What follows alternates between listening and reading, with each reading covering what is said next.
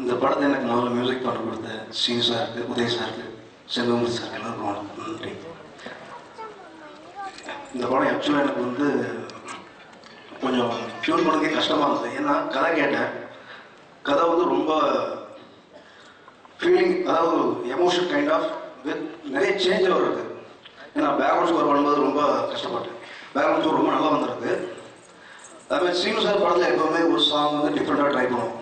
தென்மேற்கு பருவகாட்டில் கள்ளிக்காட்டில் பிறந்த தாய் அந்த சாங்கு எந்த ஒரு இது இல்லாமல் ஒரு பியானோ, ஒரு கிட்டார், அதுக்கப்புறம் ஒரு ஸ்டோக் மாதிரி ஒரு இதை வச்சு பண்ண அந்த சாங் வந்துட்டு.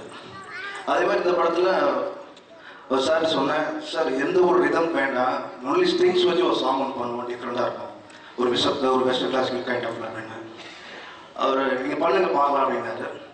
ஸோ அது பண்ண ரொம்ப நல்லா ஒர்க் அவுட் ஆகிருக்கு. ஸோ அந்த சாங் வந்து 2 வருஷன் இருக்குது. ஒன்று சின்மை பாடிருக்காங்க, மெயின் வாய்ஸ் வந்து ஒரு லவ் போர்ஷன் இருக்குது, அது யார் பாட வைக்கலாங்கும் போது கொஞ்சம் யூத்தாக இருந்தால் பெட்டராக இருக்கும் அப்படின்னாரு.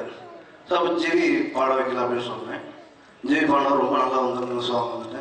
ஒரு வைரமுத்து சார் வந்து எல்லா சாங்குமே ரொம்ப நல்லா பண்ணி எழுதியிருக்காங்க.